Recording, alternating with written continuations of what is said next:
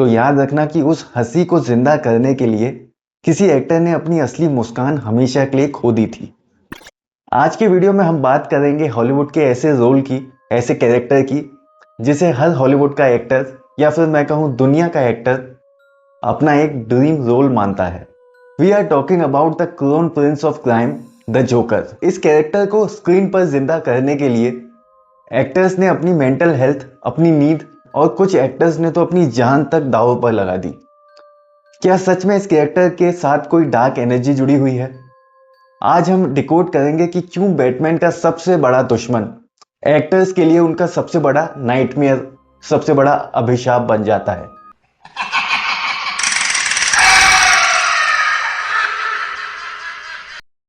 तो कहानी शुरू होती है 1960 यानी कि 1960s में सीजर रोमेरो से। रोमेरो ने जब जोकर का रोल प्ले किया तो उन्होंने अपना आइकॉनिक मुस्टैच रिमूव करने से, हटाने से मना कर दिया था। उनके मेकअप के पीछे उनकी मूंछें, उनकी मुस्टैच साफ दिखती थी। वो इस कैरेक्टर को सिर्फ एक मजाक समझते थे, लेकिन उन्होंने एक इंटरव्यू में कन्फेस किया था कि जोकर की वो लगातार बदलती साइकोलॉजिकल लाफिंग की वजह से उन्हें सीवियर, मतलब बार बार हेडेक्स हुआ करते थे। और उन्होंने ये भी बताया कि दिमाग पर एक अजीब सा प्रेशर उन्हें फील होता था। असली वार्निंग मिली 1989 में, जब हॉलीवुड के सबसे बेहतरीन एक्टर्स में से एक जैक निकोलसन ने बैटमैन मूवी के लिए जोकर का रोल एक्सेप्ट किया।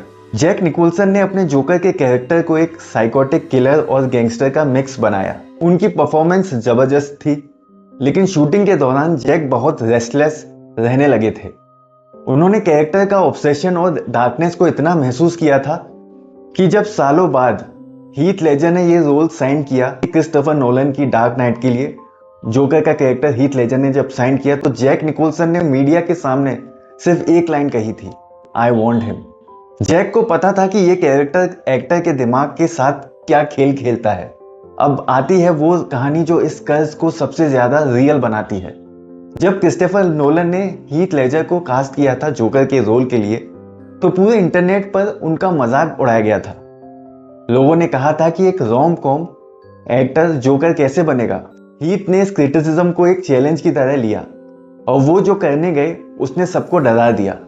हीथ लेजर ने खुद को लंदन के एक होटल रूम में पूरे 6 हफ्ते यानी कि 6 वीक्स के लिए लॉक कर दिया। वो दिन रात अकेले रहते थे, जोकर की आवाज, उसकी हंसी, उसकी बॉडी लैंग्वेज पर काम करते थे। उन्होंने एक जर्नल बनाया था जिसे द जोकर डायरी कहा जाता है।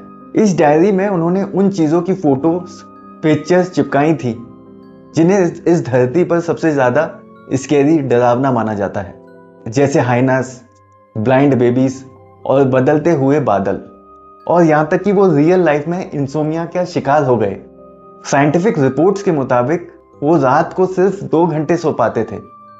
उनका दिमाग बंद नहीं होता था। वो जोकर के थॉट से घिरे रहते थे। फिल्म रिलीज होने से पहले ही यानी कि 22 जनवरी 2008 को हीथ लेजर अपने अपार्टमेंट में मरे हुए पाए गए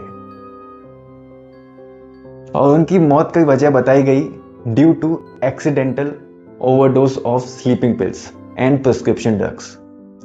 उनकी डायरी के आखिरी पेज पर बड़े बड़े अक्षरों में लिखा था, बाय बाय। हीथ ने दुनिया को हमेशा के लिए अलविदा कह दिया, लेकिन उनका ये कैरेक्टर उन्हें एक पोस्थोमस बेस्ट सपोर्टिंग एक्टर का ऑस्कर दिला गया। उनका ऑब्सेशन ही उनका एंड बन गया। हीथ लेजर की ट्रेजिक डिमाइस के बाद हॉलीवुड को इस कैरेक्टर से डर लगने लगा था, लेकिन 2016 में जैरेड लीटो ने सुसाइड स्क्वाड में इस कैरेक्टर को निभाया। जैरेड लीटो एक मेथड एक्टर है।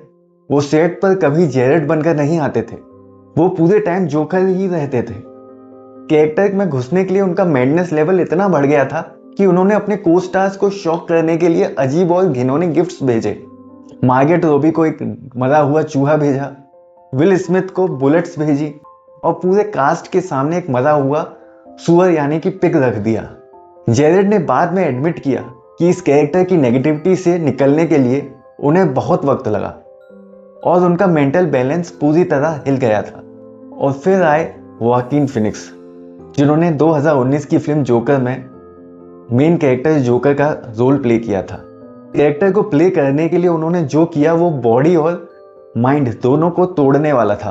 वाकिन ने कैरेक्टर के लिए 52 पाउंड्स यानी कि 24 किलो वजन कम किया। वाकिन ने एक इंटरव्यू में कहा कि इतना जल्दी और इतना ज़्यादा वेट लॉस करने से दिमाग खराब होने लगता है।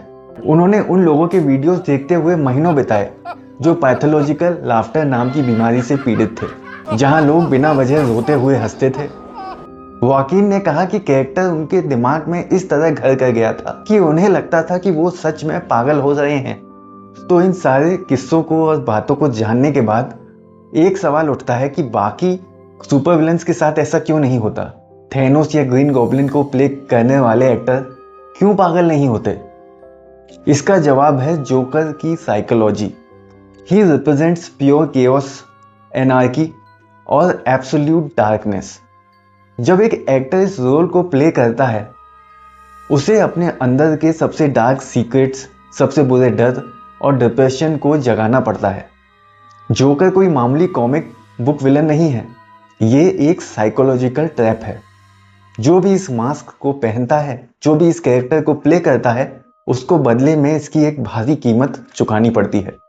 जैक निकोलसन ने पहले ही हीथ लेजर को वार्न किया और हीथ लेजर ने अपनी जान गंवा दी और वॉकिन फिनिक्स ने अपनी दिमाग की शांति खो दी। तो याद रखना कि उस हंसी को जिंदा करने के लिए किसी एक्टर ने अपनी असली मुस्कान हमेशा के लिए खो दी थी।